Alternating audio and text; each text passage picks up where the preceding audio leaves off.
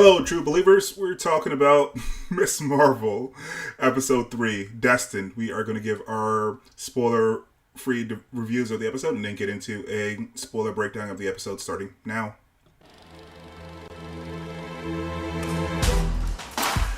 Welcome to the Nerd Soul Show. I am Nathan. I am Priya.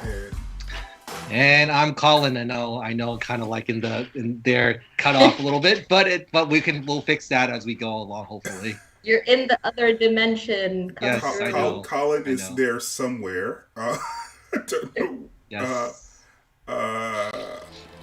Let's try this one more time. We're gonna have to fix it live, I guess. Let's see if we can get this better.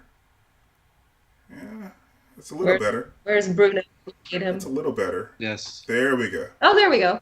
We can see. There we go. Hey there. We might have to fix that again later on when we actually do the breakdown. All right. Sorry for that momentary blip. If you're watching this in replay, there will probably be chapter information for the for the breakdown down there or over there. All right, so the spoiler-free logline for this episode is: ahead of Aamir's wedding, Kamala may face grave consequences due to a crucial decision she makes. So, Priya, what did you think of this episode? So I think we're halfway through the episode, right? Halfway through the season, sorry. Mm-hmm. And I think it's great that we finally have some sort of villain established. Mm-hmm. I think we've discussed before, the show does a really great job about showing like the Pakistani community and really showing the history of Kamala's family, and we delve more deeper into that this week. But I really like kind of finally we get to kind of see more of the villainy, and we finally get to see like a fight unfold, which I think is kind of what we were waiting for to an extent. So I think overall it was still a very entertaining episode. I think that they've continued their streak really well about kind of intermingling history and community and Kamala's family really well, but we finally get the villain, so it's or at least the start of the villain. So I think that made it a really interesting episode. Yeah. Mm-hmm. Colin, what do you think? Yeah, I think I agree with Priya in a lot of ways. I think that there definitely is a lot of growth in this episode with Kamala, because it seems as though she was still in the first 2 episodes was in kind of like the fanboy phase, like the fangirl phase.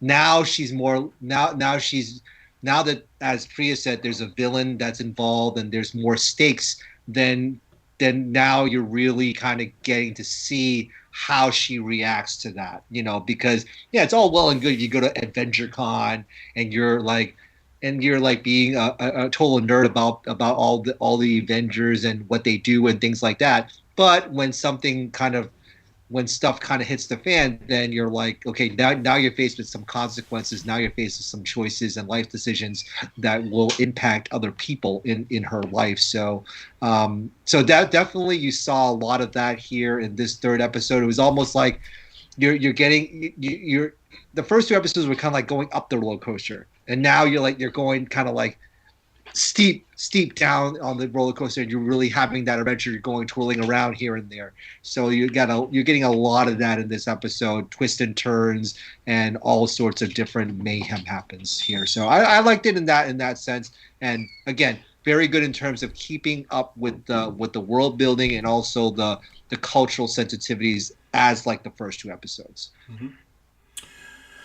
So I like this episode. There's lots to like in this episode. If I'm being honest, though, I do not like it as much as the first and the second episode. It is a bit of a downgrade for a couple of reasons around pacing. The introduction of the villain is interesting. I guess because it's a Marvel show, you kind of have to have that stuff. I think that the action sequence in this episode was probably because I actually had to put together images for this live stream. Probably took a big chunk of this episode, but was not that interesting to me. Some of the quieter moments in this episode were the most interesting thing to me in this episode. But it didn't, the scenes didn't run together as nearly as seamlessly as they did in the second episode, the one that I gave like a 9 out of 10. There were, as I was watching it, there were opportunities for like the episode to like win me back, because I knew things were coming up in the episode and it just wasn't executed as well as I would have hoped. So, and at first I was thinking that it was the director's fault, but this is the same director that did 2, which was the high watermark. Mm. So I have to kind of split the blame between the director and the writing team for this episode for falling down. Again, when I say I don't like it as much as the last episode, it's hard to like follow a 9 unless you're going to do a 10 or a 9 again. So. Yeah. But like for me, this would be like a 7.5, just because of the pacing issues, just because of like I said, the script didn't. Last episode, as I said, scene after scene after scene, they were just knocking out of the park. The state, and not just the writing in the scenes, but also where the director decided to put the camera. There's a specific scene in this episode where, like I said, she could have won me back. She kind of let me down because I was looking forward to it because I knew it was coming in this episode, but it didn't do it for me. So again, above average, but compared to last week, definitely a step down for me. I think you're right, because like last week was so good, right? Last week was like so brilliant. Just like every scene was so high. So I do agree with you. I think compared to last week, yes, it's a very different, kind of feeling. But I agree with you. The fight scene definitely leaves you more to be desired. But I like the seeds that they've planted, because it is the MCU, it is Marvel, so they do need to up the stakes and bring that villain into it. Mm-hmm. So I think they're probably still trying to figure out how it all fits. Mm-hmm. But with 3 more episodes left, hopefully it kind of ties in and wins you back, Nathan. As you said. I mean, so there are definitely some seeds planted here that intrigue me for the future, and we can talk about that when we get into the breakdown. There's a lot of table setting that happens in this episode for the villain MCU of it all stuff that's going to be later on in the season, and some things that we predicted last week ended up being a little off, and some things that we predicted last week were, I think, closer to what we actually got, which was on balance what you should expect, or what you would hope for. You shouldn't be able to like predict the entire show. So yeah, I'm not like gonna quit after this episode, especially because like I said, I'm not giving it a 4, I'm giving it a 7.5. But like after like 2 episodes that were like awesome, this is a little bit of a letdown, just because that's what this episode is following is the issue. So yeah. Yeah, I think it's also very hard because those first episodes did so much for representation, did so much world building, they put so much care and thought into it.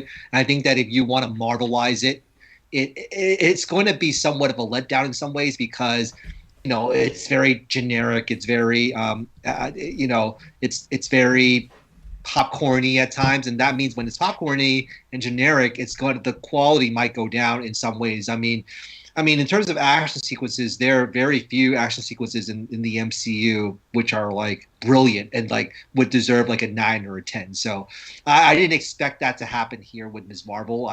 But yeah, I can see your point in that they really went for it in terms of the representation and stuff, and we're really, really happy that they did. But there is going to be eventually. Like to kind of even things out, there's always going to be some sort of, again, marvelization of things, and that's probably where maybe some of the pacing or some of the gripes might come in because of it. Yeah. You guys have any other thoughts before we jump into the spoilers? Yeah. Yeah, let's do Let's it. do it. All right, so I should say before we jump into spoilers, if you're enjoying the conversation, would like you to join the conversation by commenting down below, like, subscribe, share, do all the things. We really appreciate it. We are trying to reach 1,000 subscribers by the end of the summer to give you more diverse points of view. That's our whole mission here. So we really appreciate it. Spoilers ahead. Go see the episode. I know I was a little down because it was like less than last week, but it's still a good episode. Go see the episode. Come back. Don't get spoiled by our spoiler talk. All right. So what do you guys want to jump into? Because like I said, I've organized this into scenes. We can start where they start in 1942. India, we can start at the clandestine house after that, or we can go somewhere in the middle. The fight scene, I mean, the fight scene is the most, like, disposable thing for me. We don't, I mean, we can go over it, but, like, yeah. What do you guys, would it do? I'm good with the beginning because I didn't see this in my first watch, but only later. In reading, they actually the floor of the shrine or the temple that they had the 10 ring symbol, which I thought was actually a really cool tie-in. So that was kind of cool, and then just the fact that it was a blue hand that the bangle was on makes you think maybe Kree, maybe Smurf, I don't know. Kree, but I thought it was introduced the Smurfs yet. They haven't introduced the Smurfs yet in the Marvel Cinematic Universe, so probably Kree. Yeah. Probably Kree. But I thought it was cool because then you finally, like, from the outset you're like, okay, now Aisha is separate to Najma, right? They obviously knew each other and there's a connection to the bangle, and it's 5 years before the partition, so obviously something happened with Aisha, right? Once they got separated. So I think it kind of sets up, the like I was saying, the show, this episode really does go a lot more into, like, the history of the bangle, the powers that it comes with, and it really kind of focuses on the why, like, why does Kamala have these powers? And so I think this scene kind of sets it up. And then the 10 ring thing really, I think, was, I hope it's not just like a sprinkle. I hope they're gonna tie it into Shang-Chi. There might be. I think there might be a tie-in because like you said, and I think the tie-in might be the Kree. Like the we've talked. I mean, for all the Marvel part of this, the bangle looks a little bit like the quantum bands, and people have been suggesting that's what the bangle is. And in this scene specifically, they say that there are two of them, and they're two quantum bands. So it's possible that that's basically what they're setting up here.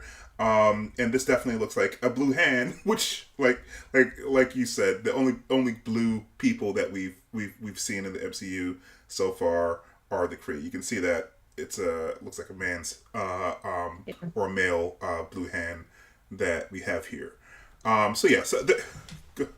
Is Disney own Avatar? Sorry, we're talking about Disney owning stuff. Do they own Avatar? They do own Avatar now. Yes.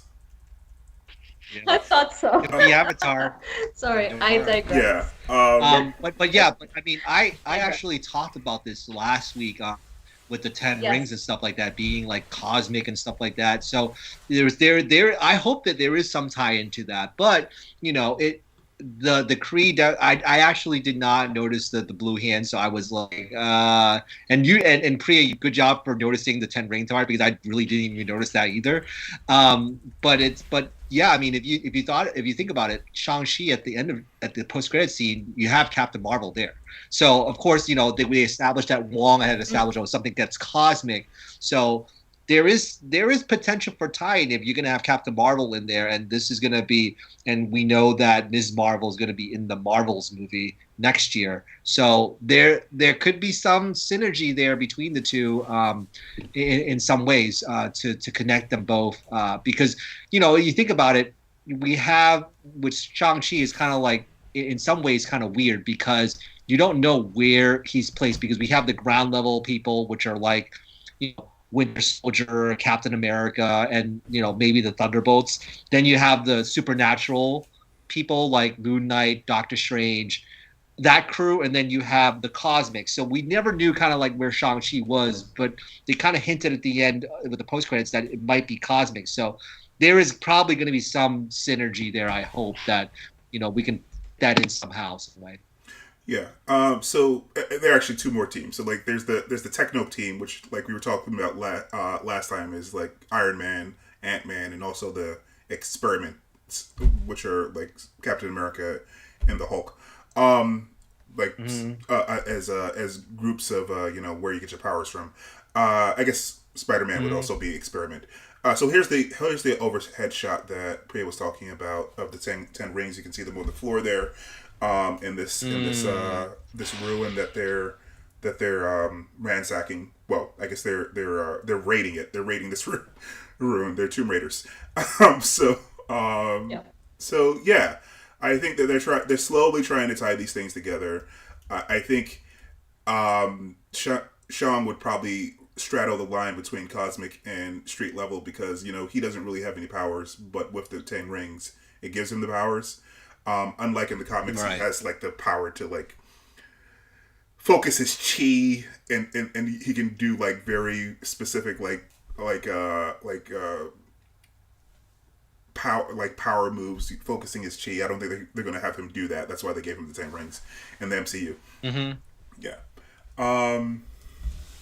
So we one of the things that we predicted that this was her Kamala's great grandmother. That's wrong. This is not.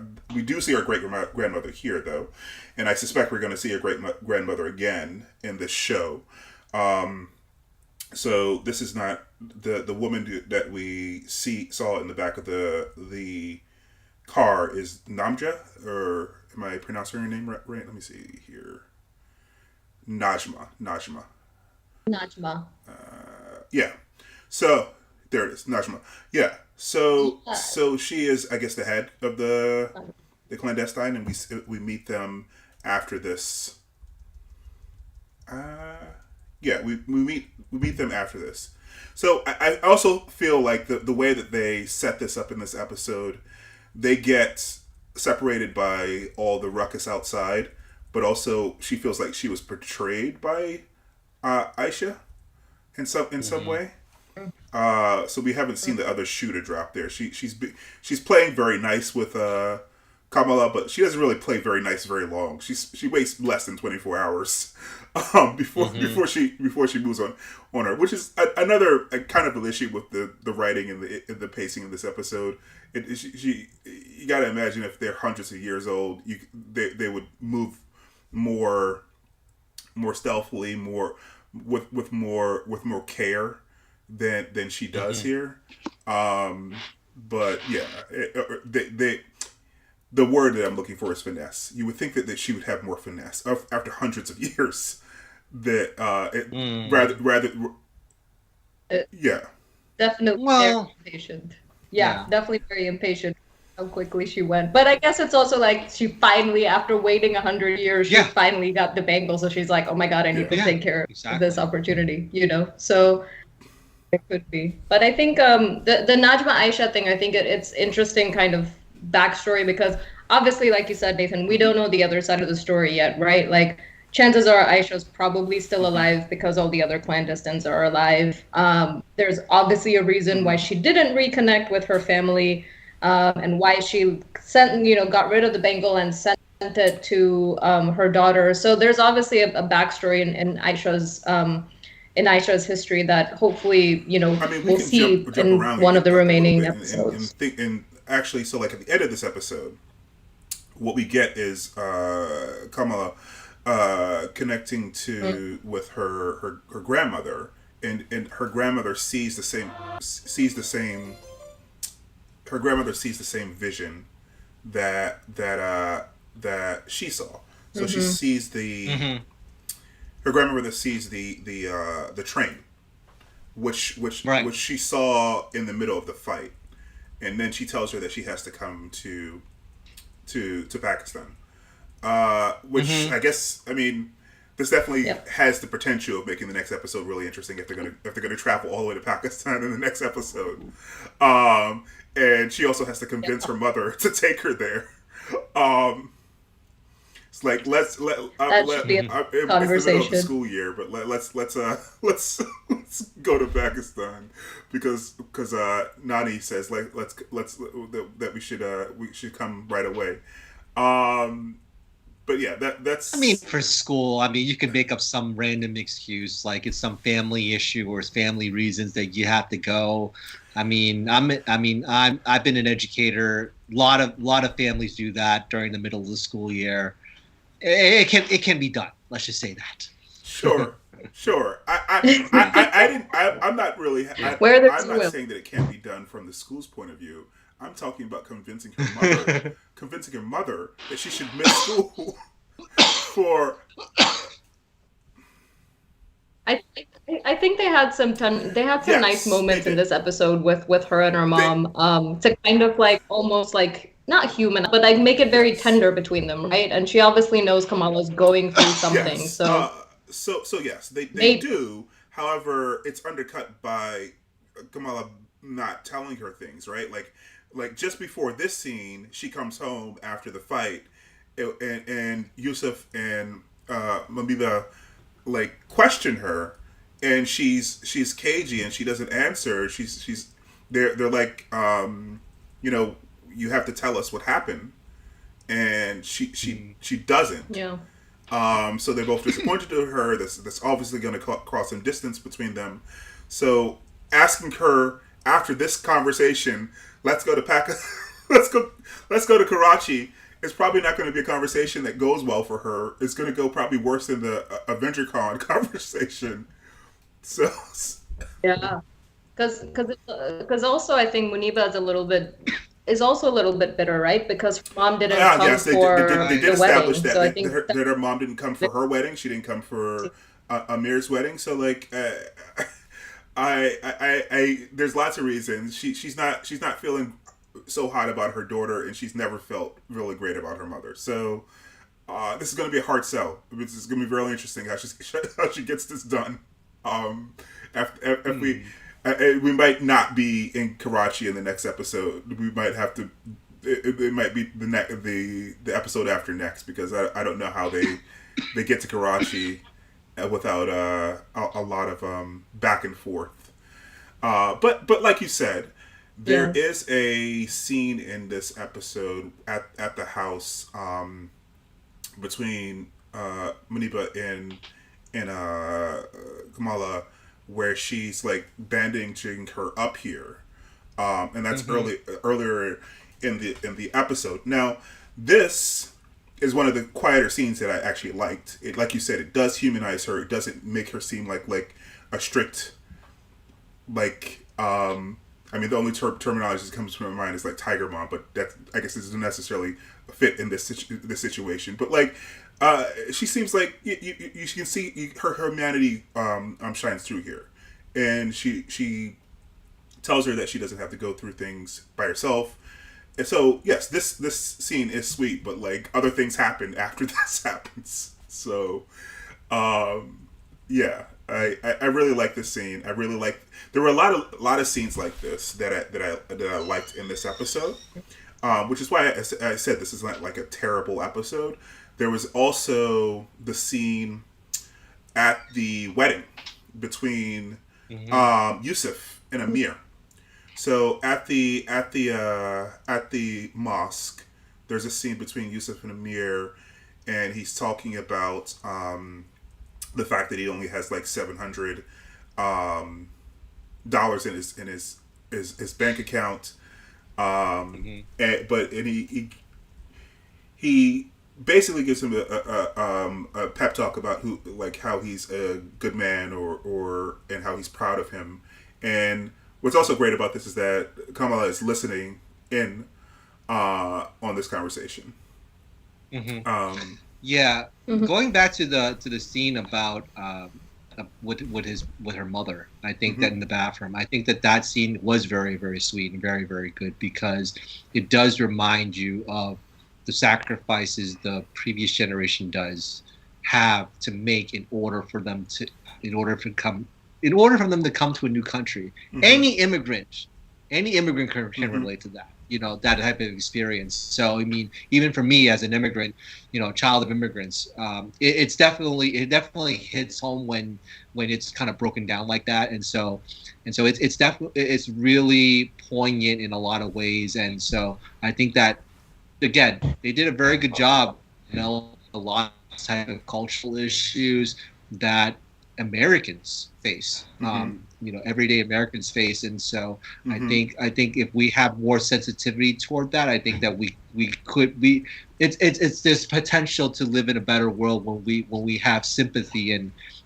care for people that are coming into the country as new immigrants. Yeah, I mean, she obviously, like, her strictness and everything, you can see here, she obviously loves her daughter. I mean, it's more heartbreaking. It's more heartbreaking that they're often at loggerheads. And Kamala feels that she doesn't understand her, because I think that that her mother would like to understand her, and she would like them to be on the same page, because she obviously loves her deeply. But that's also the turning red thing. It's like that's what's been explored in Turning Red. That has been explored in Moana. Disney does that a lot with the generation divide between the parents and the kids. So especially what was that? I said especially the mother-daughter. I mean, even in Mulan.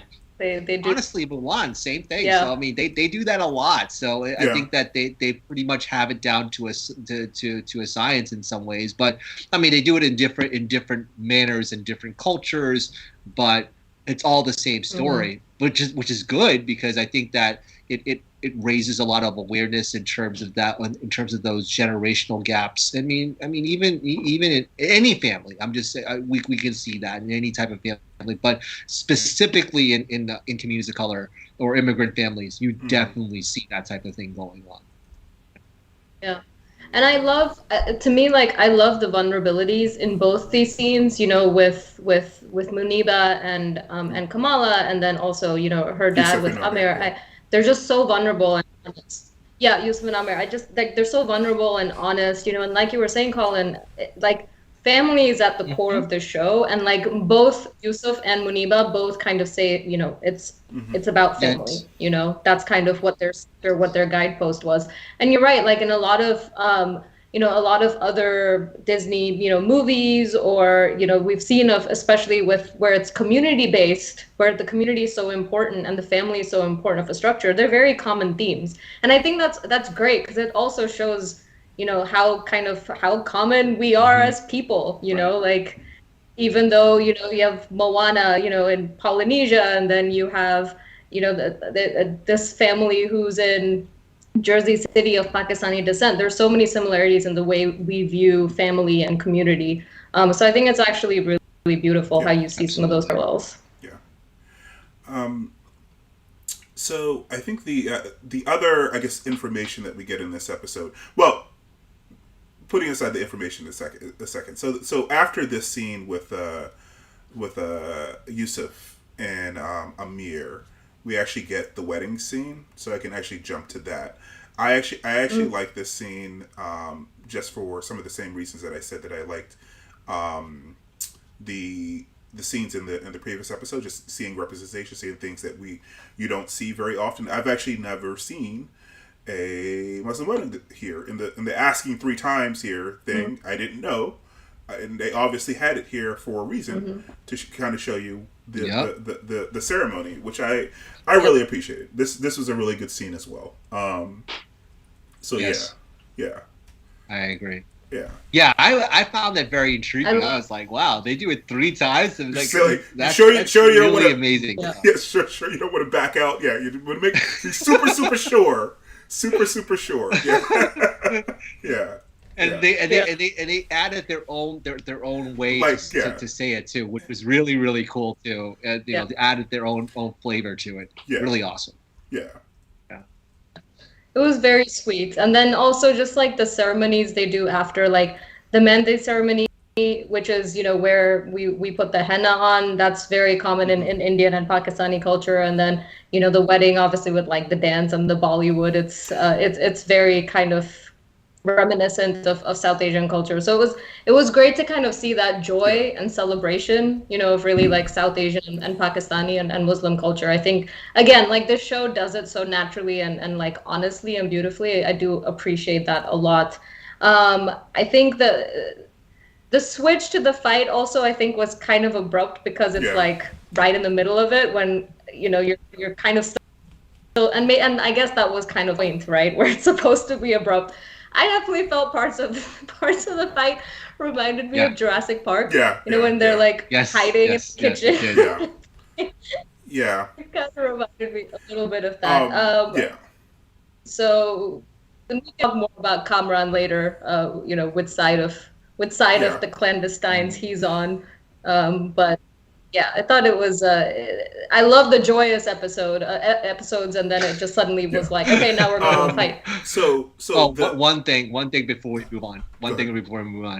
The Bollywood dance. Do you think they did it better than Kingo? Honestly, it looked like a movie in the Eternals. So that was the part where, I mean, we can jump there. That was the part where I said that it kind of let me down because I was expecting that to be a bit more kinetic, and she just kept the camera like in a wide angle so you could see everything. I wanted the camera on the dance floor to kind of give you the sense of what, because I've seen this done better. I've seen it. I mean, people have recorded or not recorded have captured Indian weddings, Pakistani weddings in cinema before, and they're good. There are better ways of doing this where you actually have the camera kind of as sort of one of the people on the dance floor, and it's moving around the people, and that's what I was expecting, and it was kind of a pedestrian the way that she shot that, to me anyway. I can agree with you as a participant in these dances and as a viewer of several at weddings. I definitely was slightly disappointed in it too, just because. I don't know. It felt almost like awkward and too fast, but then I was like, nothing's happening. The highlight was like the brother showing up in the Hulk costume. I think that was like the highlight of the dance moment for me. But yeah, I think that it could have been done slightly this better. Could have saved the episode for me. Like I would have given it like an 8.5 if she executed this better. They do. You do have the head putting together her thing, and that was explained and to Bruno as this somewhat outsider. That I appreciated that. Like all those cultural touches were awesome. I appreciate that they actually had the dance, but like these wide shots are not doing it for me. Like I said, the camera should really be in the mix on the dance floor with them, and it's there from time to time. So anyway. That was my small gripe with this. How this was it's sort of like giving you a view of someone from that's sitting down at one of the tables, which is fine. But this is a movie. Give us a view from someone who's actually on the dance floor. So anyway, yeah. Anyway, this but again, doesn't like sink the entire episode. It just could have saved the episode if it was a little bit better. Yeah.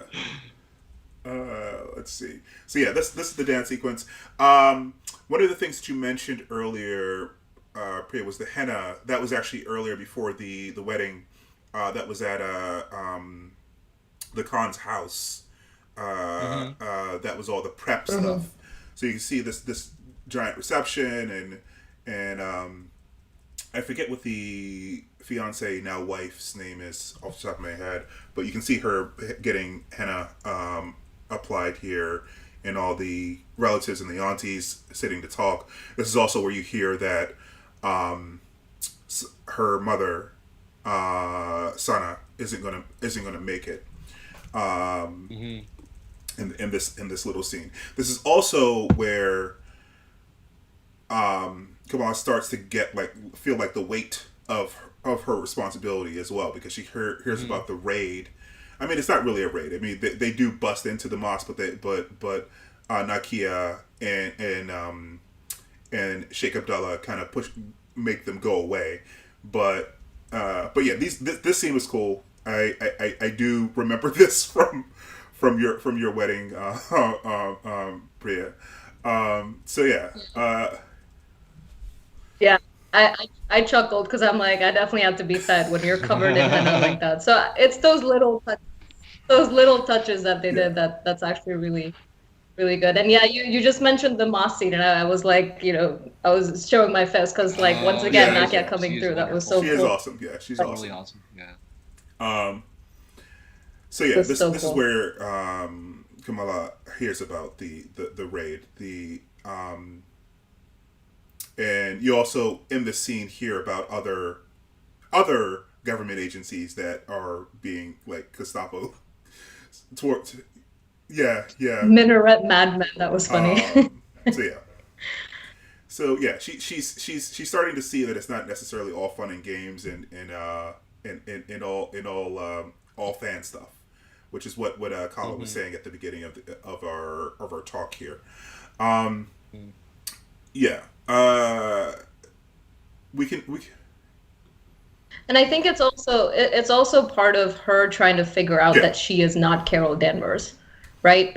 And I think that's a big part of Miss Marvel's story is that she idolizes Captain Marvel, but she has to figure herself out. And I think it's after the scene where she has that moment with the priest, and it's and it's kind of like it's the hero line, right? Good is what you do. Those are the three scenes that like elevated this episode for me.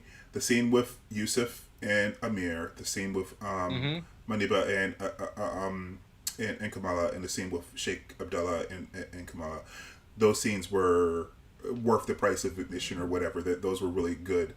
It was like I said, the action stuff, even the stuff that isn't necessarily Marvel action. Like I said, the dancing, which I was expecting to be a little bit better. But yeah, so I mean, we talked about the mosque scene, but I mean, I don't know that we need to show images there. It's just Nakia was awesome, and she pretty much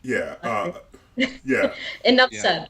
I just find it very interesting that she quoted Law and Order, which was really interesting. I mean, she is in high school. It was it's probably more plausible that she just watches a lot of Law and Order rather than she's studying for the bar while in high school. Yeah, so yeah. Exactly. So yeah, the scene was good. And she also won the boss board as well. So yes. So we also get a little bit of a dig at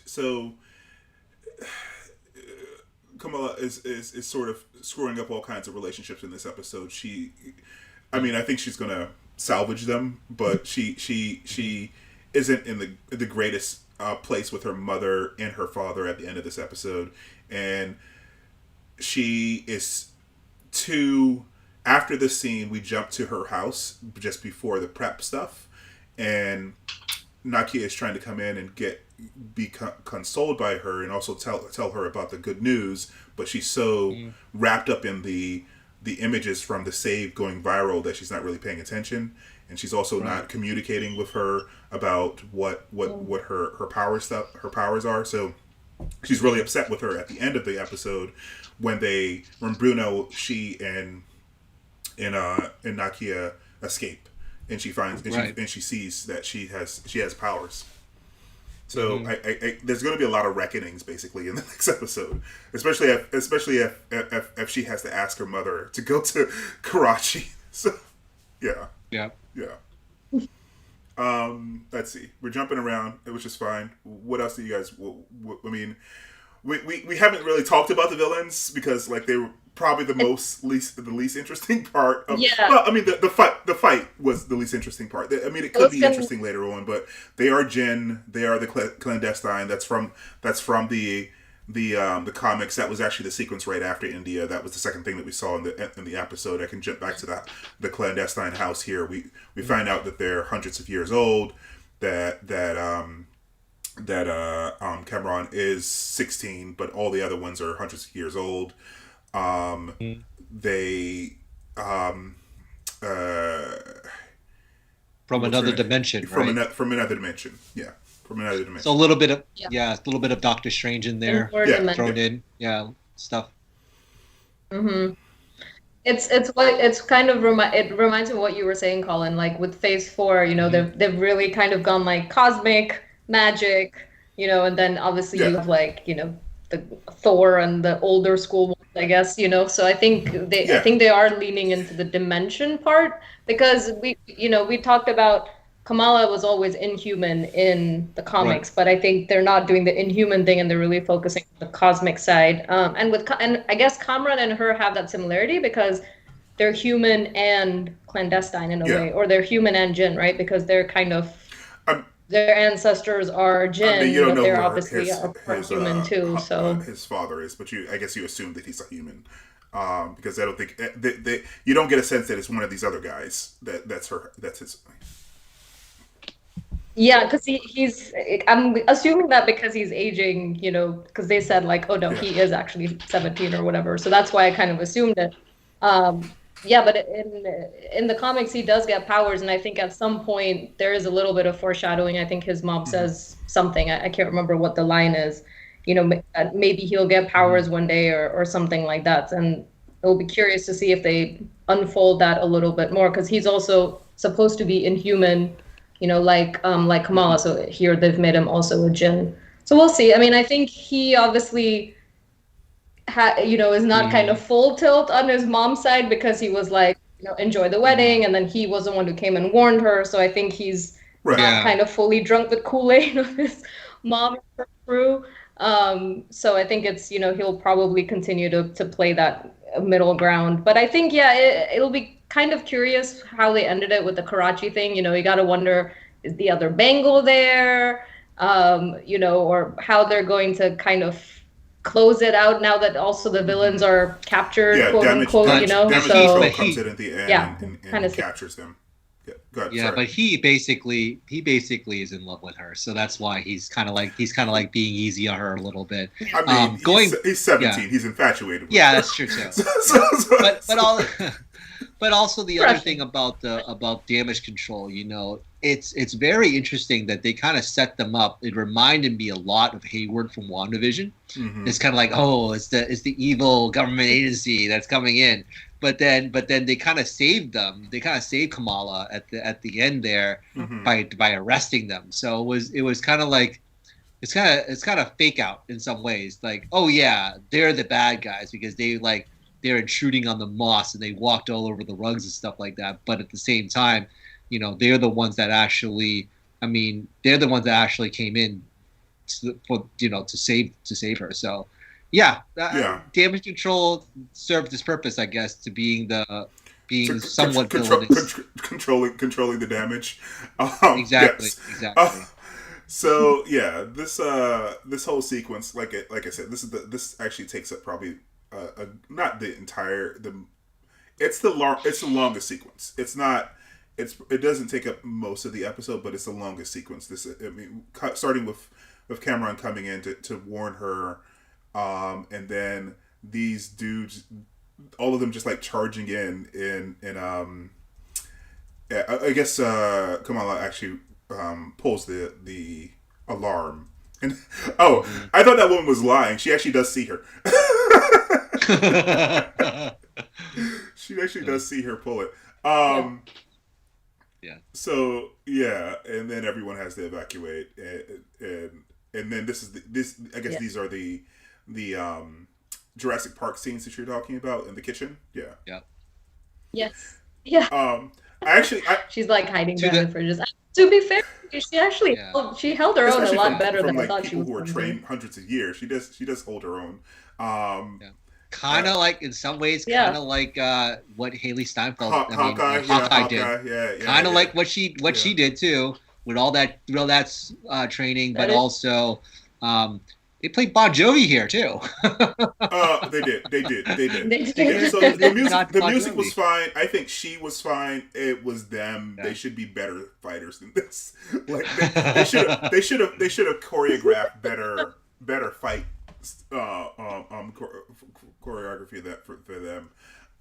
They were sloppy, and it wasn't interesting to see much of what they were doing. But yeah, she I mean, you could imagine she hasn't trained. She's mostly trained just to figure out how to make the thing solid. She hasn't trained for like combat. So Yeah. she does what she can. So Right. yeah. Yeah. And we haven't really mentioned Bruno that much this episode, but I think he has his Yep. moments too where he finally tells her about Caltech. Then you kind of see them almost having a moment Yes. before Kamran gets in. So, I mean, we know Yeah. teenage love stories and probably can tell where this is going to go. He does. But I think he has his moments too. And then he's the only one who goes in and kind of tries to. He also save her. gets injured here. Throwing I presents. think Yeah, right at he the end here. So she's telling her that she can't get away. And then they have the big fight here. Like, yeah, this whole sequence could have been staged better. I mean, you have this large open dance floor. You could have actually done some interesting things here, and the CGI is a little wonky here with the giant belt. I don't know what that's supposed to be. Yeah, I think it's like a whip I think belt, yeah. the guy whose thing turned into a giant hammer from a pendant. The CGI on that was a little wonky as well. Like I said, this was mostly unimpressive to me. It wasn't anything special. She did do the giant hand. That was cool. The giant fist was cool. Fist. Yeah, I do she cheer actually every time used I it, see the like, giant fist. So offensively as opposed to like saving people and stuff like this. She actually uses the giant fist here, and she to good effect. So that was cool. We see Kamran fighting his compatriots here a bit, and then that's when Bruno gets hurt, and yeah, and I think they get cornered. They get cornered by all of them, and I think that's also when we see the train, when the bangle goes off and Naja touches it. Yeah, at the same time. So I think she sees the train also. yeah, they both touch it and they see it, which means they might know that they need to go to Karachi. Even Right. Najma, so they'll probably like break out or figure It it out. actually and says they'll Karachi probably- on here. if and when we go to Karachi, Yeah. it does. It says it in the front. Yeah. So in this, I mean, this looks like the train that. Okay. There's a bigger picture. It looks like it looks like the train that from the 40s that maybe her nani Sana boarded when she was a child. So yeah. Yeah. I mean, it's probably that train they were describing during the partition. That's So probably where they were Control going. scoops them up. They scoops them up, and then we see the escape from at the end. He's injured. They go outside, and this is when Nakia catches them, and sees that she has been keeping it from her. I do think she tried to tell her at some point. She didn't try to tell her in the previous episode. I think she tried to tell her at the beginning of the episode, though, a little, and then got sidetracked a bit because her friend had her own news that she wanted to share. Right. Speaking of Bruno, I can jump back to the two Bruno scenes. So Bruno actually gets a scene with Yusuf as well. Yusuf comes into the Circle Q, and he helps him decipher something for Kamala that Bruno's working on. He's working on some Urdu, and he comes in and he reads the Urdu to him. It's something about primordial things that have escaped or were, or sorry, not escaped, were were pushed off or something like that, or exiled. So they were exiled. It seems like the thing is saying that they were exiled from their dimension. Right. Yeah. So yeah, and I think the upshot of this is that it's going to require a lot of power, which is what he tells her in the next scene. And Bruno says it's possibly like the power of the sun, which could, be damaging, or Right. could be very dangerous to her. The other thing, I think I guess, nice touch with Bruno is that he is sort of in the scene with Sheikh Abdullah, because she goes outside to open Bruno's package because he couldn't be at the prep. And at the end of this scene, when the Sheikh basically says you don't have to be good, you have to do good. You see the mask that he makes for her. So he's sort of in this scene as well. So yeah. All right. I think that's pretty much it. Do you guys have anything else? I think we touched on pretty much everything. I mean, not in order, but I think we touched on everything. Yeah, pretty much. I think that I think you're right. There's a slight letdown because of like I said in the non-spoiler part, marvelization of everything. So hopefully they kind of pick it back up, and I'm really intrigued as to how it all shakes out moving forward. With the clandestines, and then with her mother and all that. How does it all resolve itself? Yeah, I think we're gonna see 4 generations. I think at some point, because her grandmother's definitely going to show up. Her grandmother, her mother, and her 4 generations of women. Should be interesting. I don't know what episode we're going to get it in, because like I said, I don't know if she's going to be able to convince her to go to Karachi in the next episode. Right. Yeah. Yeah, and I do wonder if if in the next episode, because if you recall, the very first time Kamala puts the bangle on, she kind of drops backwards into this like purple dimension surrounded with people, and maybe those are the jinns or the clandestines, and I'll be curious if they kind of start, I don't know if they'll start the next episode, but focus a little bit on who the clandestines are in the next episode, just to give that context to the audience, because this is the first time we would be meeting them in the MCU, and I think it will be good to focus a little bit more on them, because like you were saying, Nathan, as well, I mean, we do finally have the villain, and we know kind of who her opposition is, but there needs to be more unpacking done there, and they just got captured, and I don't think we need more backstory through the family, but I think it'll be interesting if they do show them in the other dimension, or kind of show some backstory about why the 5 of them were essentially exiled. I think it'll be interesting if they kind of start with a little bit of that next episode. Okay. And any final thoughts before we wrap up? Are we good? All right. So we're good. That is what we think, but we are interested to hear what you guys think. So comment down below, like and subscribe, and we will see you next Wednesday, because Obi-Wan is done. All right, guys. Bye. Thanks.